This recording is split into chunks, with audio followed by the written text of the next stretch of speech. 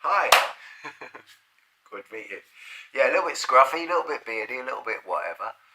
Um, yeah, a little story again today. Um,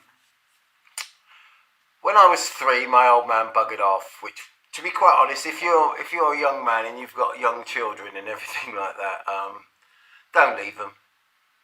It really, really. I mean, you don't want to break your heart of a child, okay? And that's exactly what you do when you split up as parents. Like, when you go, one goes one way and one goes the other way.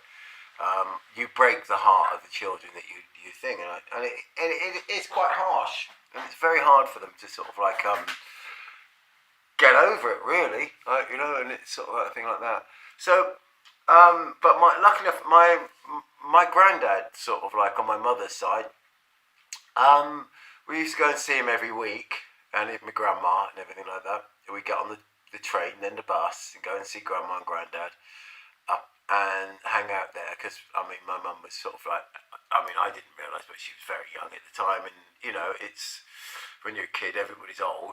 And Grandad took me under his wing a bit. And funny enough, all my cousins say that he was quite a stern and sort of like a scary bloke, but I always found him absolutely lovely and funny.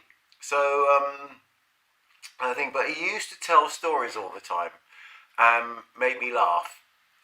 I think he was probably trying to cheer me up. But one of the stories he told me was in the Second World War. Was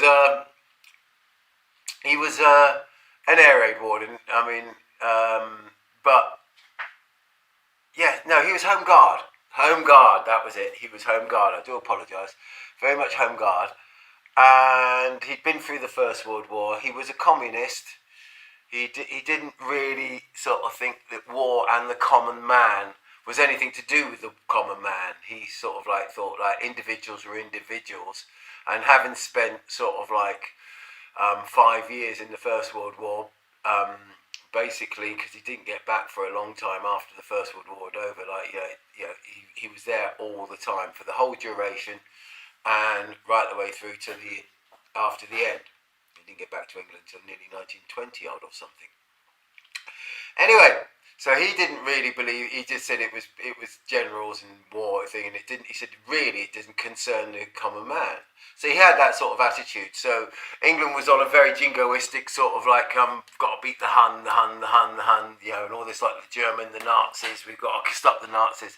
And he joined the Home Guard because sort of like basically is what you do, and he was accused of being a Nazi sympathiser. He was a coward, everything like this, And there was one particular chap who was an air raid warden. It was sort of like almost, from what he described him, was like the cliche out, the air raid warden out of Dad's army. And he used to sort of say, Jack Milton, you're a traitor. Jack Milton, you're a coward, and all this lot like. And Grandad said, like, well, what would you do if a German parachuter came down? What would you do? He said, I'd shoot him. I wouldn't ask any questions. I'd just shoot them straight away. They're here to kill us, and I'd just shoot them. And he said, have you ever been in war? And the guy said, I know what I'd do. I'd shoot them. And he said, I don't think you would, actually. I think, he said, I don't think it's quite that straightforward. Anyway, so Bristol was getting bombed and everything, and there were rumours of German paratroopers, falling down, coming down and sort of doing attacks and things like that. So this is just after Dunkirk and when England was sort of like on its knees. Anyway, the air raid warden was walking down the road one night and sort of Jack saw him coming. So he nipped into the hedge, and as he walked past, he came out behind him and he said, Handy hock, Swinehund. Handy hock, Swinehund. Oh, he spoke German, actually, not like I do, anyway. Anyway, this air raid warden collapsed on the floor in a mewling, pissing mess, begging not to be killed and begging not to be shot.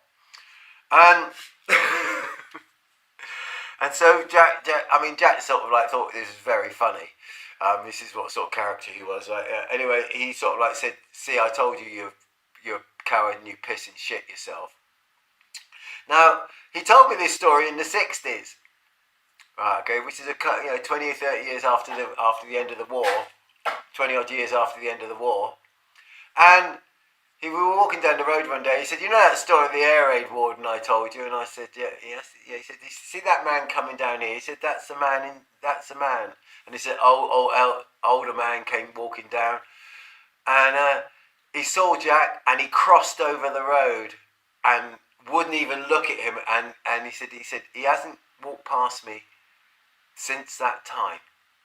He said, every time he sees me, he crosses over the road, and he won't look at me. He said, since that time. So, be careful what you sort of say in bravado, because somebody might pull your chain. Yeah. Anyway, that's a story from my granddad. Yeah, take care, and don't leave your kids. Stay with them.